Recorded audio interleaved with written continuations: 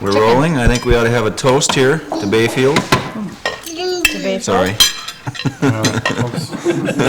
Well, he's from St. Paul. And the Nelson clan, an extended clan. Extended clan. Yes.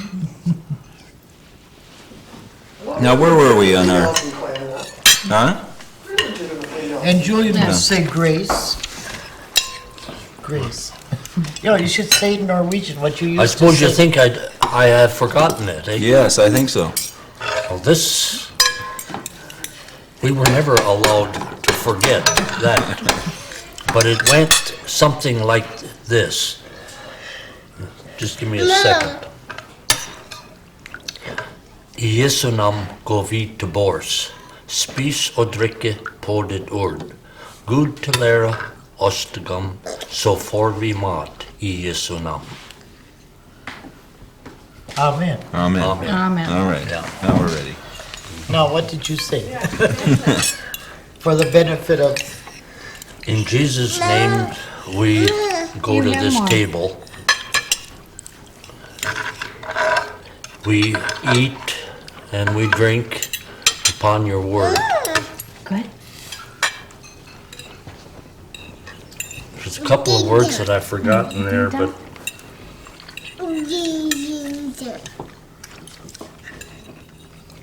we are, in your name, we are having this food.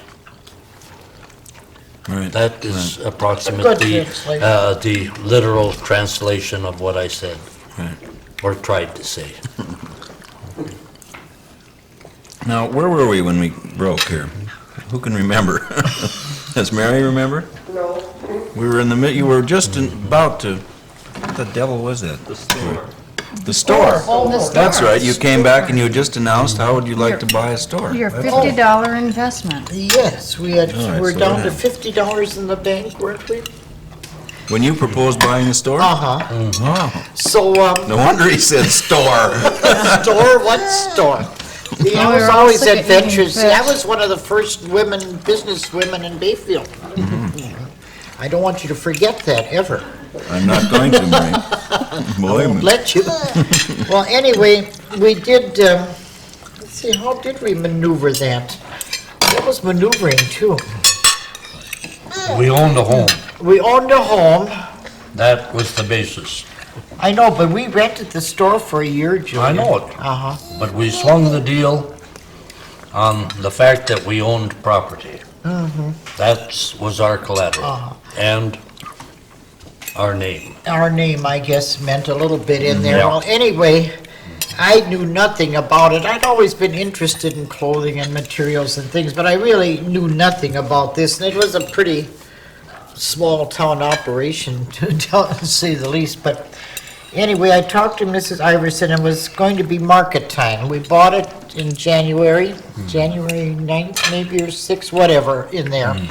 What a And time you were to due buy. to go to Minneapolis, what a time to buy, it was a snowstorm the whole bit. It was time to go to Minneapolis to go to market to stock this store, and I didn't know for apples, you know. So Mrs. Iverson, I can still see it how things have changed. She gave me this list. You buy, I think, 6 dozen blouses, and so much underwear, and so many socks, and it was a store that had everything. When I think back, Hankies for Tula. yeah, and hankies for Tula Larson always bought, 35 cent. It was kind of a cute operation when I think about it. It was cute, Well, anyway, I didn't know, so I went to Minneapolis, and she said, well, you go to market, and I thought, market, I'm thinking a place where you go pick out things. Well, it wasn't that way at all, you've been to market, you know what it is, you go and all these high-powered salesmen come at you, and you start buying. And I remember I went to Ship and Shore. She carried Laura Mays, and I thought, I don't know, I had some Ship and Shore blouses, and I always kind of liked them, so I thought, I'm going to Ship and Shore. So I went to Ship and Shore, and they said to me, well, what is your D&B? I said, D&B, what do you mean? Well, Dun and Bradstreet, And I said, well, we'll pay you for it. And he said, no, but you have to have a D&B, So I said, oh, God, we had $50 in the bank, and I'm going to Dun and Bradstreet, I can still, and I stayed at the old Dykeman Hotel. I think it was $4 a night at that time. Believe it, this is unreal. So if you think I didn't have courage, so I'm sitting on the bed in the morning, and I thought, oh, Marie, you have to go to Dun and Bradstreet, and it finally dawned on me, we have no money, and you better have some money. And I thought, well, I'd ordered all this stuff, and I said, well, somehow, I'd gone to market, and I just ordered it. I figured somehow I'd get to this D&B thing. Maybe I could trade a quarter liver or Yeah, something. maybe, yeah. So I can still see myself. I sat on the edge of the bed that morning, and I started to get up. I can't do this, This is insane. I said, you will do it. So I got up, and I'll never forget, I went down to Dun and Bradstreet, and I got a credit rating.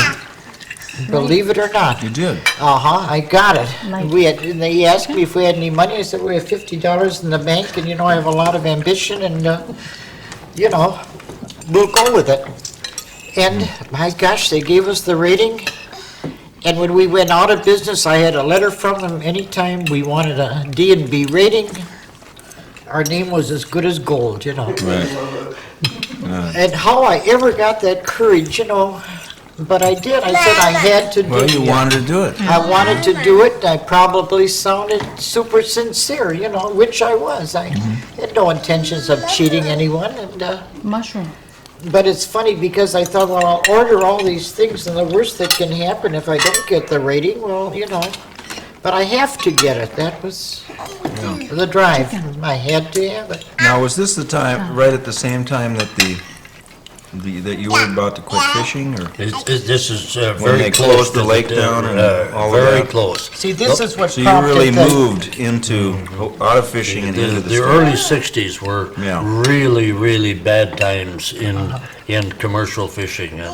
See, And actually, I stayed in the commercial fishing business 5 years too long.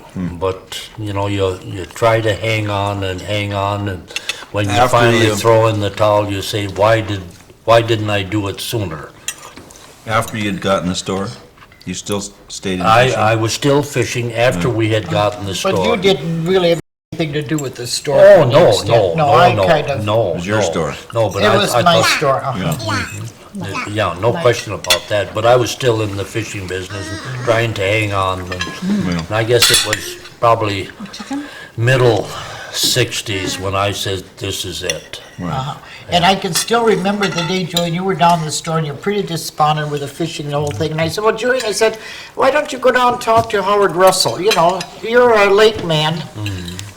Maybe there's an opening on one of the ferry boats. So Yeah. I guess you went down. And I did. And then you worked there for 18 years, which was That's a right. good job. Of course, I forgot about that. And I took care of the store the best I could and the kids, Yeah. and he Yeah. was on a ferry line, and it worked out, so... Yeah, I put in 18 years on the ferry line. But I can still ferry to remember the Madeline. day. I said, why don't you go down and talk to Howard Russell? Maybe they need a captain on the boat. And, had all the credentials.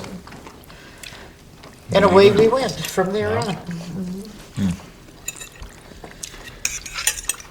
Well, I don't things know, is changed it- quite a bit then, didn't they? Is there still a Dun and Bradstreet? Oh, yeah. Oh, Lord, but do they call you on the phone now and harass you? Is that right? Well, I sure had no problem with them. They were nice to us. They certainly were. I'll never forget it, and I don't think I was more surprised. I was so surprised, He said, well, that's fine. He said, I think you mean well, and, you have a credit rating, so. So that was our good name, I guess. I don't know if they looked in. We never owed anyone anything, and we always had paid our bills and everything. Maybe they, Were you living up there above the store at that time? no, No. no, we owned a home above Ed Erickson's house, if you know where Ed lives, or below Millie LaPointe, whichever Yeah, one right you next to recall. Millie, on the south side of Millie LaPointe, in between LaPointe's and Ed's house. See, and then we rented the store Yes, for that's about right. a year. And would you believe the rent was $60 a month? 65, dear. 65, oh, I'm sorry. Anyway, one day Mrs. Iverson came to us and said, would you like to buy the building? Can I have this? Well, with what, we were still, it was But we still owned our home. we owned our See, home. we never let that go. And she liked our home, and she said, well, let's make a deal. We'll trade your home for the store, and I think we had to pay something over Oh, and yes, above. oh, yes. But, so we did that, and that's how we let her have our home. And we moved, And we got the downstairs, the building downtown. Which included the movie theater, right? no. No, no. Oh, no. Well, that's next door. That's next door. They just share a wall. But we still had an obligation because the building downtown was worth more than what we had sold the home for. But we had enough equity in the home to take care of the mortgage that we assumed downtown. So it really worked out, and I don't remember just how much we paid a month on it. It's kind of left me when we bought it. Well, didn't your bookkeeping leave a lot to be desired Yes, anyway? it did. It was all $400 or $500 most of the time. Even with business school? I told you, I hated business. I still do. I always say if I ever become wealthy, I'm not even going to write a check. I'm going to have someone else do it. I hate it. I'm not like Heidi. She can work with numbers. I hate it.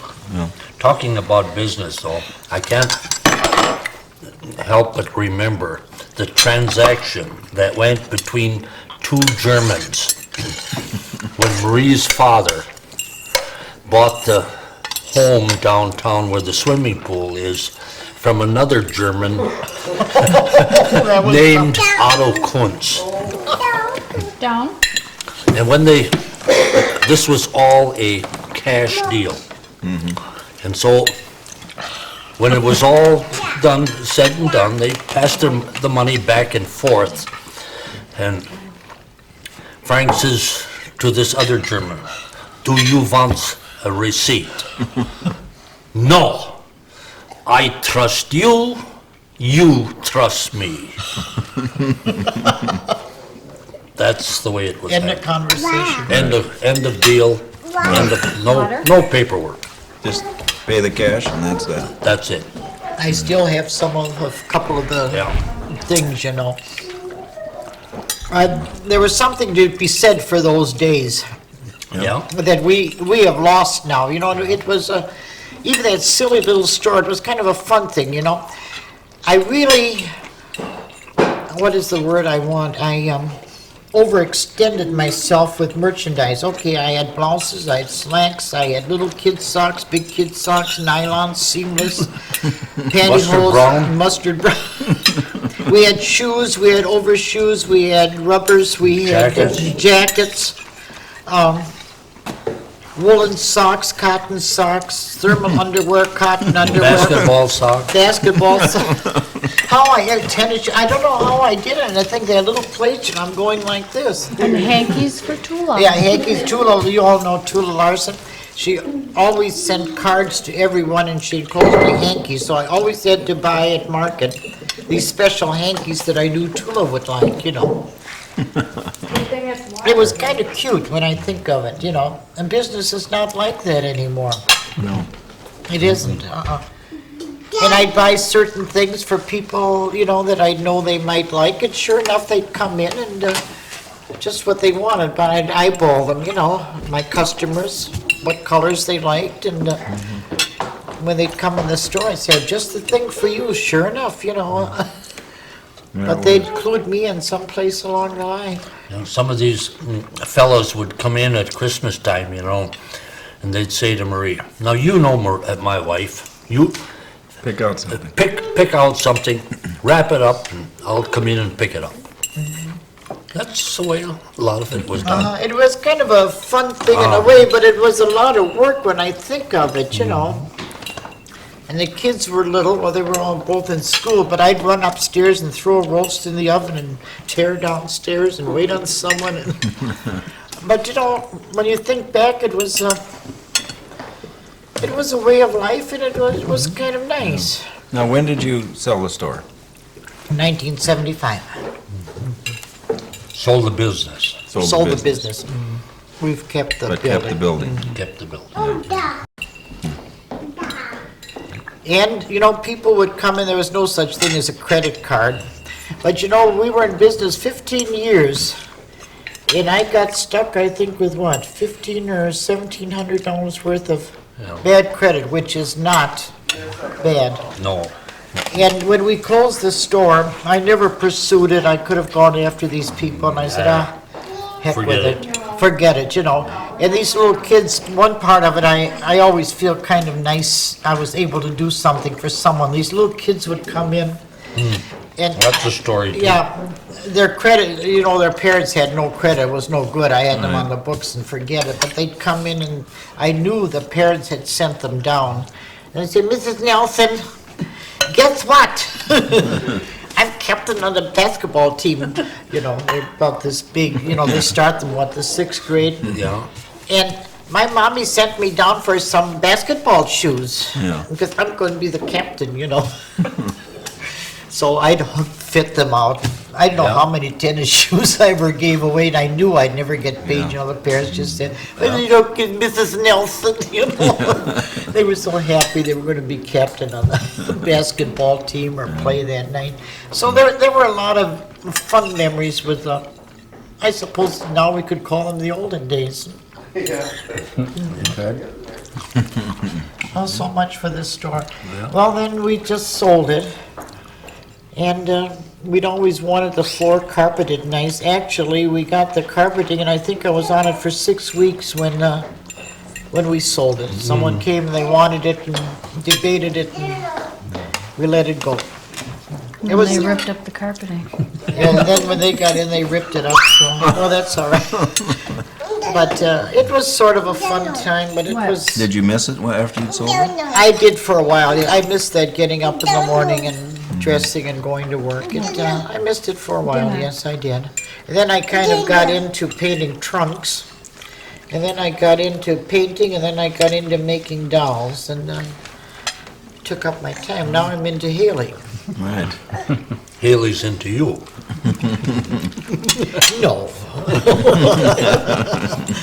So that's kind of how it went. Yeah. Sometimes I think I would like to have a little business again, but I wouldn't want to be tied down again 9 to 5. No way. No way. Right. Well, you've been enjoying the Yeah, I've retirement, enjoyed if we call it retirement. that. Yes, I've enjoyed it. Some people don't like to Sit call down. it retirement, just But, another phase. I don't sit in the rocker and rock away neither, you know. Well, So when they talk about women in business, Mrs. Iverson was one of the first. I was one of the first, so it's nice. What other strong memories, events, something, special times, things that you remember about these years here that we haven't covered? What about the flood? Did the flood affect the store? No, you didn't have the store. no, We we didn't. didn't have it That then, was but way it before. affected my dad's, I think I told you Oh, that the where boat? Casper. The boatyard, or Caps the are, boat, came in boat shop. and, gave him That's new right, tools, yeah, covered that. I wasn't here at that time. I was away. I don't know what else. What else is there, Joanne? Well, we still haven't heard from Natasha's yet. Oh, That's right. Come on, Dad.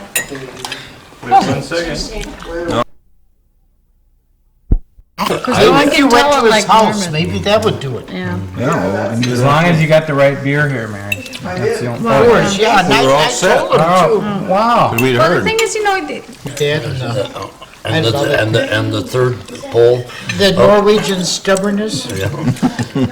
well, and I'm sure that this cannot be put into your film, but this could be, something that this you is a can think about. Normanism. Okay. Well, anyway, in the first place, my father and my younger brother, they did not see eye to eye on Anything. I was going to say on very many things.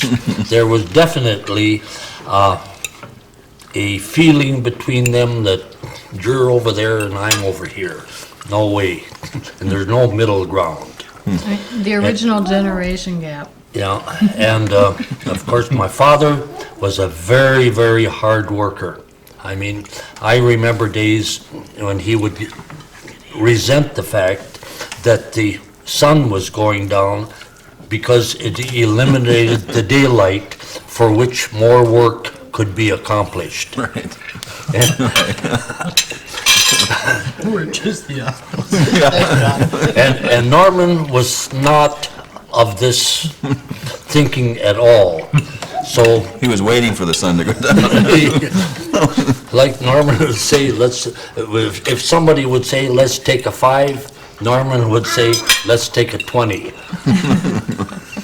Well, anyway, there was no such a thing as free time when we were on the island. My father and the boat was not on the lake, we were doing something else, always doing something else. And most of the time, we were cutting wood in the woods, you know, because we would haul this wood to Bayfield to burn in the stoves. And my father was very adept at filing a crosscut saw. He learned it, he was taught it, and that saw could really cut into the hard maple and to the yellow birch and these hardwoods that were green and heavy. And of course, it was cut back inland some, you know, like maybe 2, 3, 4, 500 feet. And it was piled up there, and then when we had a day, we would carry it to the beach, put it in the skiff, put it in the gas boat, haul it to Bayfield, take it out of the boat, put it on the truck, haul it home, put it in the back of the barn, then saw it up, put it in the barn, haul it in the house, and carry the ashes out. But anyway, we were hauling this wood out to the shore, to the skiff one day. And if you've ever seen hard maple with this knotty stuff, you know, and they were heavy enough, you couldn't carry them in your arms, you carried them on your shoulder. My father and I, we put one on our shoulder, and we'd carry one under my arm, under our arms. But when Norman came along,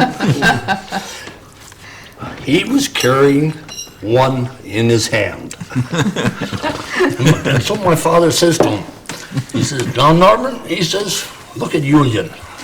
He's carrying 2. I'm carrying 2. If we had you carrying 2, instead of 5 down there, we'd have 6. Norman says, "If you had one shoved up your ass, we'd still have 6.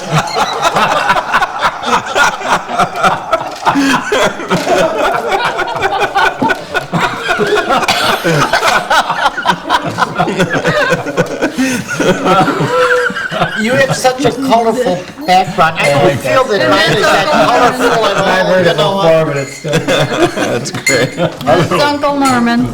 And now you have to tell them about the house out there that Ian, wasn't it Ludvigsen, had a little yeah. problem with? Oh, yeah. This The is, understatement of the year. This is a classic. yeah. So, this Norwegians. 2 Norwegians.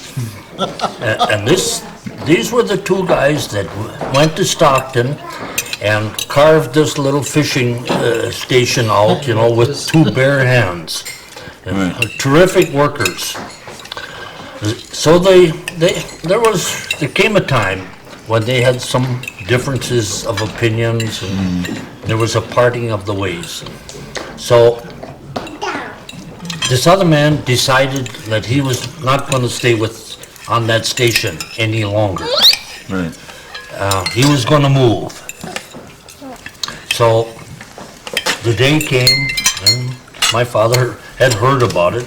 He had not been told by Carl Ludvigsen that he was going to move, but he had heard it in a roundabout way. And so when they had built this station, they built a kind of a community, you would say, warehouse for their nets, their ice and their fish. If they shared. They shared it. Yeah, each had half. So when, This is unreal.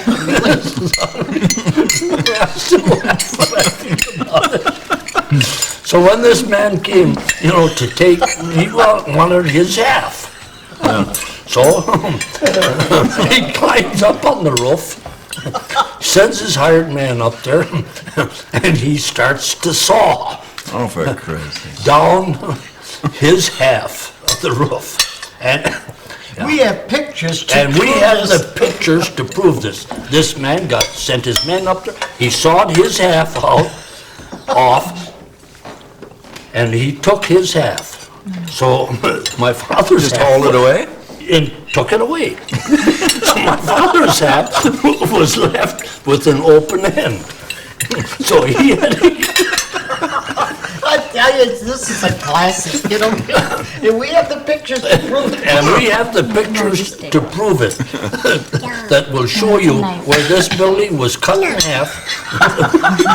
So your dad had to build a whole nother wall. So my dad had to put up another wall. Yeah.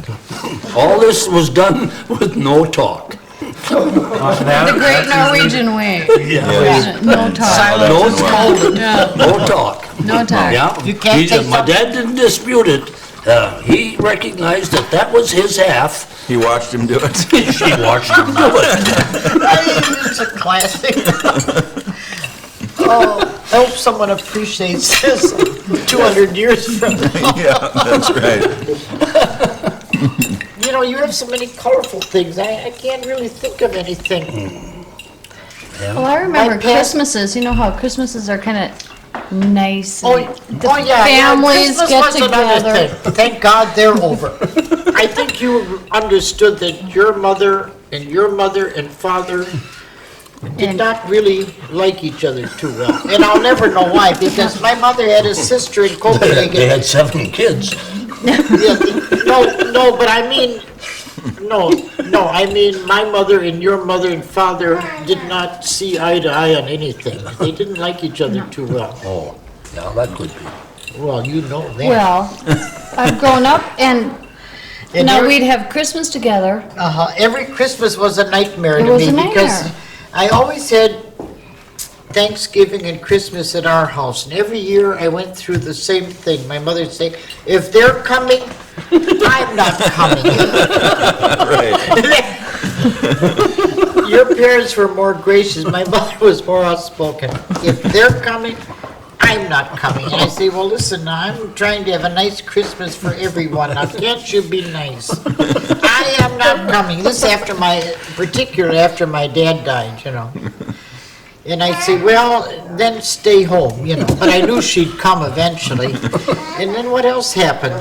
Well, all I You remember is got- growing up and they lived, 6 blocks apart? They Neither never- one had stepped in the other one's No. house. No one ever talked about anyone. At Christmas, you could just, cut the tension between the couch. Yeah. They were there. I mean, here was this Danish woman and this Norwegian woman and, oh Lord, we share a family, but that's it. Yeah. Let's Yeah. be civil for the night. Of course, my mother was sort of strange. She left Europe, or Copenhagen, when she was 21. And she had a sister Olga, a sister Edith, a brother Christian, and a brother Einar. Now, Olga was about 6 years younger than my mother, and Aunt Edith was, I would say, at least 15 years younger than my mother. Well, this is during this all came out to me in World War II because I corresponded with them. They didn't really like that. I don't know why, but they didn't. I never figured it out. And she did not like Aunt Edith, whom she had not seen since Edith was 8 years old. I said, well, Mom, how can you not like someone you haven't seen since she was 8 years old? Well, she smoked cigarettes. I don't like her. But she, So did you. So did I, yeah. She didn't like that neither, but then I was an only child, so that passed by. But she liked Aunt Olga. Well, she liked Bob and she didn't like me. Yeah, and when she liked Bob. Oh, yeah. Well, she liked Heidi, Oh, but but not as much as Bob, because, He was firstborn and Is I'd she- be there. I'd be the first one after school to go to see her. You know what she would And- say? Here comes Bob. You can go home now. That you can go home now. And I'd go, all right. You know, I didn't know. So I'd go home. yeah, I love my mother and everything, but Well, you know, sure. my mother did not like too many people, including herself, I don't think. Really? Uh-huh. Your mother was, if I can say it, was perhaps disappointed. In America. In America and in some things that happened. Yes. I think. See, that my I- mother came, her father was in the army, or in the service or whatever in Denmark.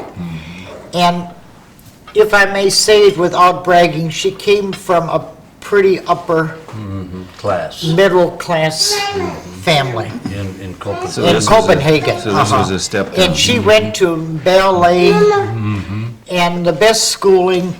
And when she came to America and was stuck out on a farm in Butternut, she out in had- the country, Excuse me. she never got over that. She resented it all her life. And she never had the means to go back to Copenhagen. See? She had a similar experience As your mother. as my mother. Uh-huh. See, my mother came from a nice, clean, comfortable community, and then to get stuck in this so-called wilderness with hardships, and there were hardships. There Imagine that happened to Yeah. See, that's what many, my... many, many Many people. people.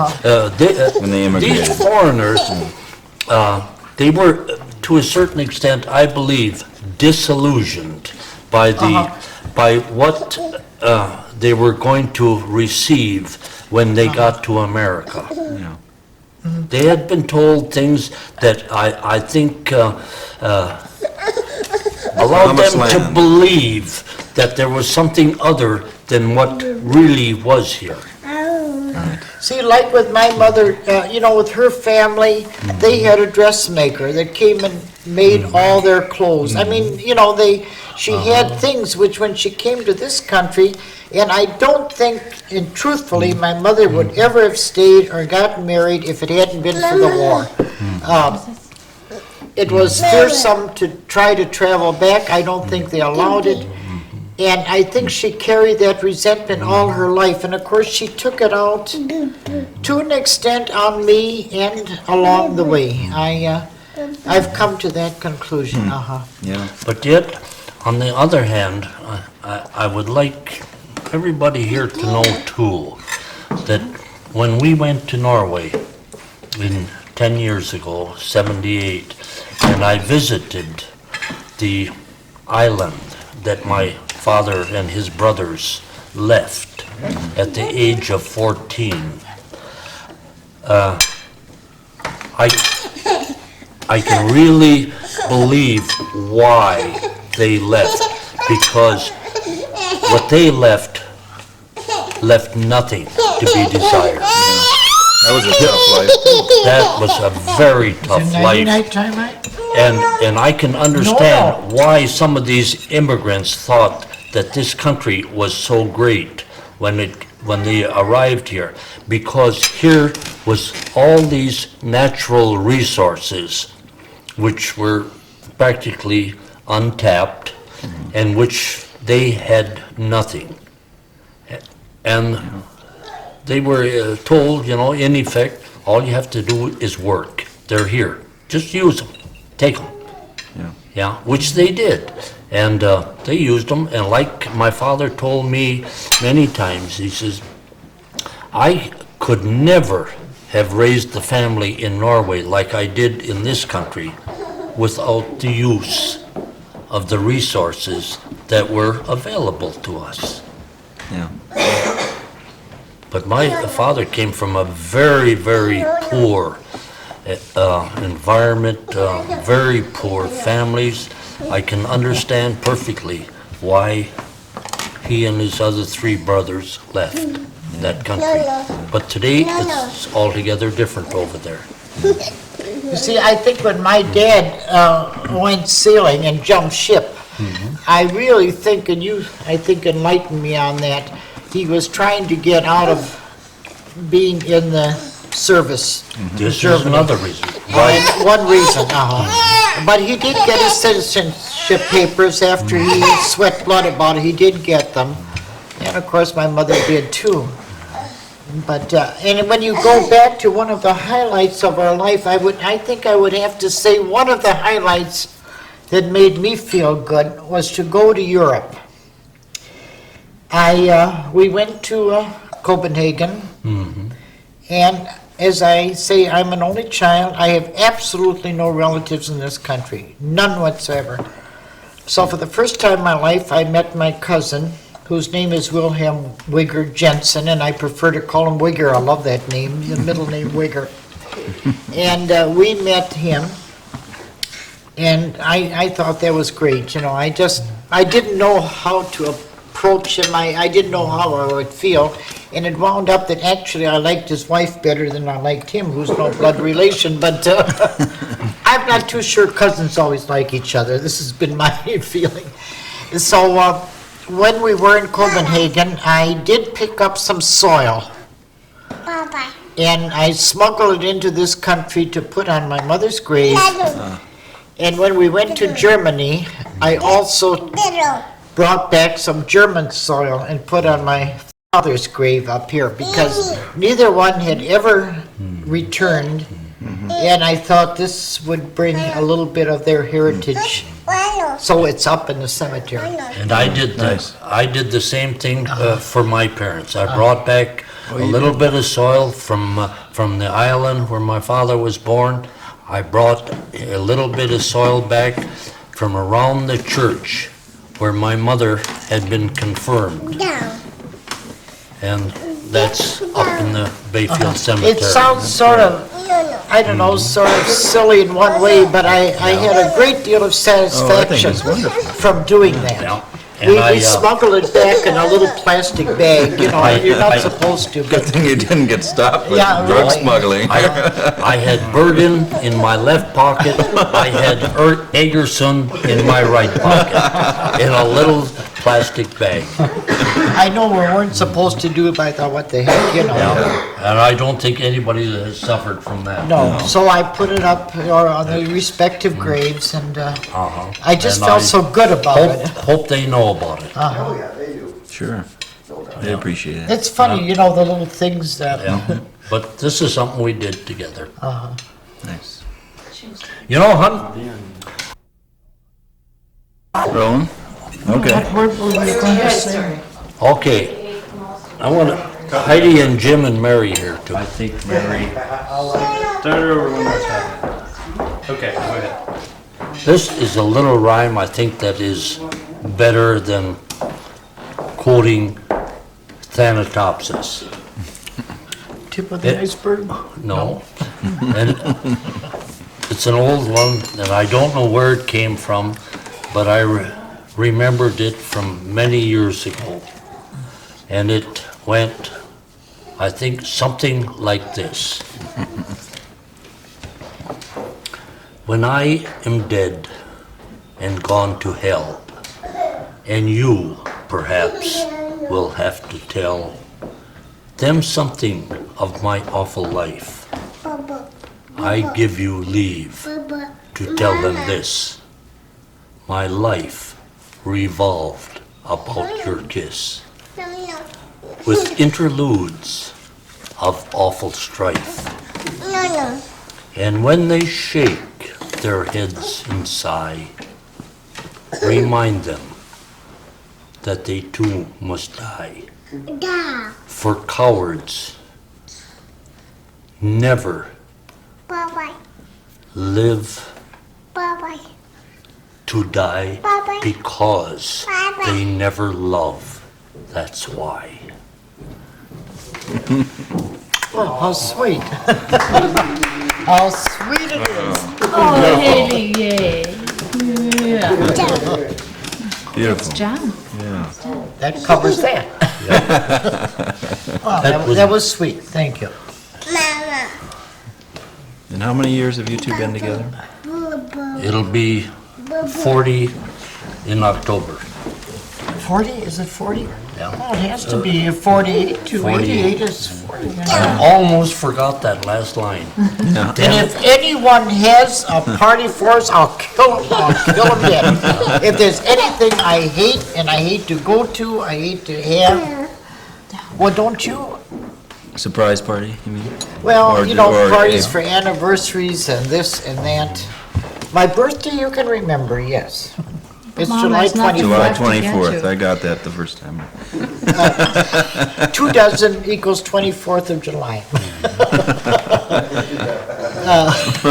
Nothing left to get me, let's see, I think about that. I like stained glass.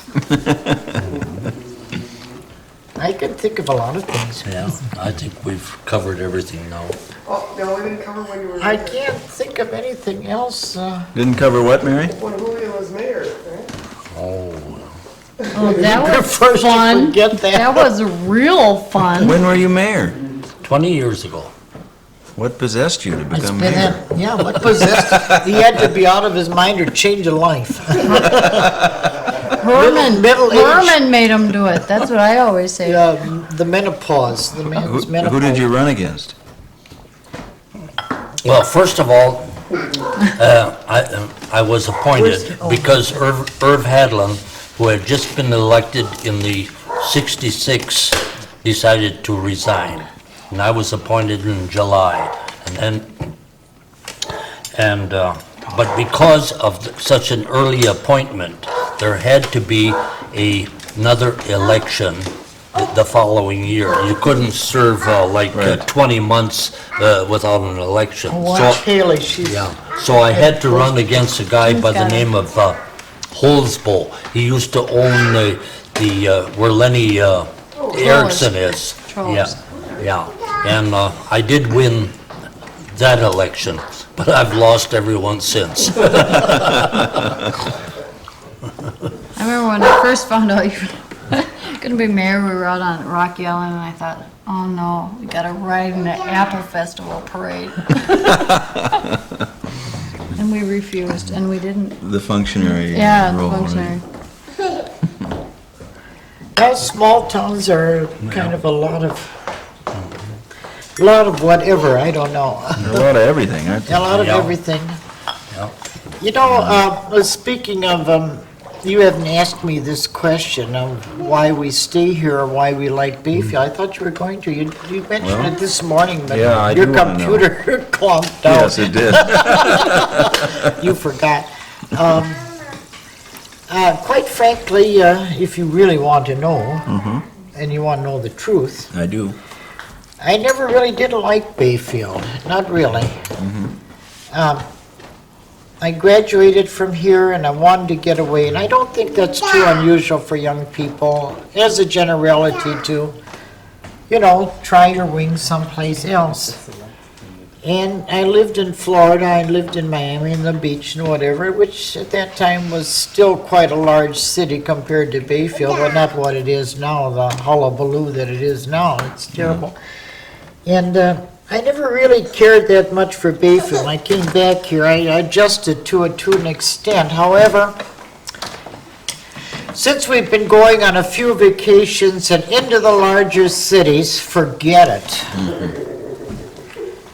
I like to go, I love to be with a lot of people. I like summers here when there are a lot of people. I enjoy it. A lot of Bayfield people do not. They say, I wish the tourists would go home. I don't. I'd love to have a lot of people around and the action. However, I like the security, the safety of Bayfield right now. I don't feel threatened. Like, we were in Lauderdale by the sea last year, which is a nice, quiet area, and it's nice people, but you don't want to walk around late at night. You watch yourself all the time, don't you? You're always on the guard. Look over your shoulder. Look over your shoulder. Your side. You hold on to your purse. And you're wondering, what if someone gets my credit cards, my money, then, you're always on your guard. And I don't like that feeling. I like this feeling around Bayfield. You go to Andy's and shop and you walk the streets, and we leave our door open, although I've started to lock it at night. I think there are a lot of kooks around, so I will, but, and not afraid. Well, down in Florida, my God, we'd go down the lobby and you'd lock your door, Yeah. and I don't like that part of it, so, So in relation to that, Bayfield looks it better looks now. good, but I would have to say, I would love to be away from here 3 months out of the year, in the winter, I would, really. I think Is that a you- hint? Well, that's a statement. We'll deal with it. We'll deal with it, but it would be nice, like, I would like to leave here, say, around the 15th of January until the 15th of April. This would suit me just fine. All right. Well, I'm going into my 8th year now of retirement, and I can truthfully say that I'm really enjoying my retirement. And it's not because I'm just not doing something. You're not a potato couch. No. A couch I, potato? Couch potato. As a matter of fact, I have some real good interests, which I am pursuing. And one of them is, I really enjoy going to Rocky Island, the old fishing station. I enjoy fixing a roof, putting a little upright under a cabin that's sagging, replacing a plank on the dock, or whatever needs to be fixed. Then in the wintertime, I also enjoy helping the fishermen out. They don't have too many people left who will make the new nets that they have to have. And I am still able to do that. And I kind of enjoy that. I'm, as a matter of fact, I built quite a few new nets for the fishermen. I do some repair work for them. And this really takes up a lot of my time. And as long as I can do these things, I'm going to continue to do them. Yeah, that's great. Well, and I think all the fishermen like Jackie Erickson and they some of appreciate the- it. They appreciate it. huh? There's a lot of them that don't want to I do think it's it. nice, Yeah, I have a place to do it, and I'm happy to do it. I think this is one reason we've had offers for people to buy our building. I think it's because you have that basement down there to work in. We don't get out, one of the reasons. One of the reasons. You're not gonna run for mayor again. No, never. Well, you might have to flip a coin next time. Well, whatever. Well, it's nice to have something to do, and I keep busy, and I do my little thing. Well, your dolls are outrageous. Well, thank you. I don't know, I just don't have time. I know since I have Haley every now and then, if she would stop wanting to help me all the time, I could do something, but that's all right. It's no big deal. Right. I enjoy her. Do you think Haley will end up in Bayfield? Who knows? Yeah. Who knows? Yvonne said Isn't the that something? unforgivable. She might want to go and live on the moon, with the space. I said, don't even think That's it. right. That's right. Change is coming faster and faster. isn't it? I know. Right, no question about it. But why anyone would go want to live on the moon, I hope to heaven she never does. Yeah. Because both your kids stayed here. Mm-hmm. It Yeah, seems like, Bobby situated himself fairly decent now. He's has a nice. He's what is his title? Well, not a big title, No. but he kind of takes care of how many counties? 18 or 19 counties now, With this, WCC, so he has an office it's in a Ashland. conservation corps. And, Wisconsin Conservation Corps. and he has a part-time secretary, and Yeah. they're thinking of buying a home out here in the country now. In fact, I think they will, so I would hope he's situated. He's always been a worry to me Yes. from the day one. From the day he put the milk in the fishbowl. And even before then, yeah, Bob's but he's firstborn son and I always wish him well. And but like I told you once, I like Bob to do what he wants to do. We don't want No. to get Not in gonna their way dictate. in any No, way, no, shape, or form. we don't. No. Right. We never say anything. Because that's the problem. I mean, the stories that you have been telling and other people tell of all the generations and the kids and the getting together and the relatives and yet what's been happening for a number of years is the young people from this town and many little towns in this country leave because it's so hard to make a living. That's right. Well, our kids seem to like it here, and maybe we've been instrumental in the way. I don't know. They seem to stay here, and They like us, well, they tolerate Which is us. good. They tolerate which us. is good. You're more realistic. Huh? I'm more realistic. They tolerate us. But we never say anything, do we, Jim? No, No. no, we never. I always go on this rule of thumb. I never listen to my parents. Why would they listen to me, May as well save your breath. Isn't that right, Mary? Yes. I never listened to them. Everything they said I thought was crazy, so why would they listen to us? Isn't it strange that the older the kids get, the more they feel that perhaps the parents weren't so dumb? That's right. I know, I feel that about my parents now, but I never listened to them. No way. Yeah. I think that's a huge. But I look back and, Yeah, that's a law of nature, I think. but I also think that you give a child life, and they deserve their own experiences, their own mistakes. Yeah. Don't you think? Yes. You shouldn't do too much for a child neither. They should learn Yeah. by their own mistakes and experiences. Yeah. I think it's nice to guide them to an extent. What do you think, Jim? You instead of word. I agree.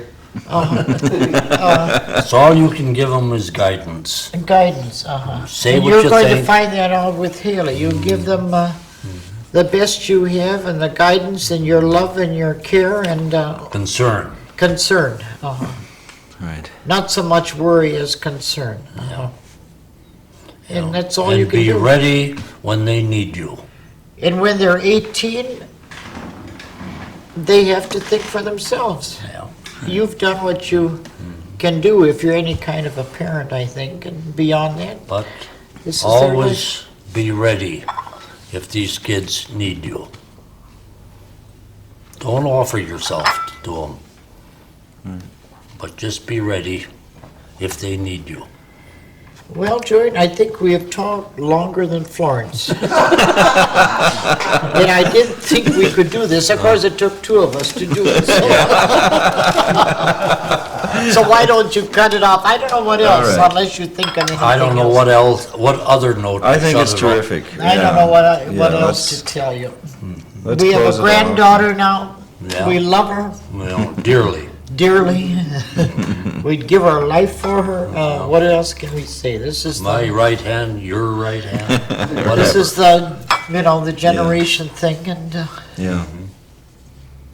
Whatever. And life will go on. and we won't hope we'll live to be 100 and feel good. Yeah. And I'm going to walk every day. Mary's going to join me. She's going to drive her little car down. We're going out those tracks. Yeah, Ha ha ha. Yeah. Now it's on tape knowing how to do it. And now you have to do it. Well, I We made got- up my mind we now. got you on black and white. Well, I just sat around too long, so. Yeah.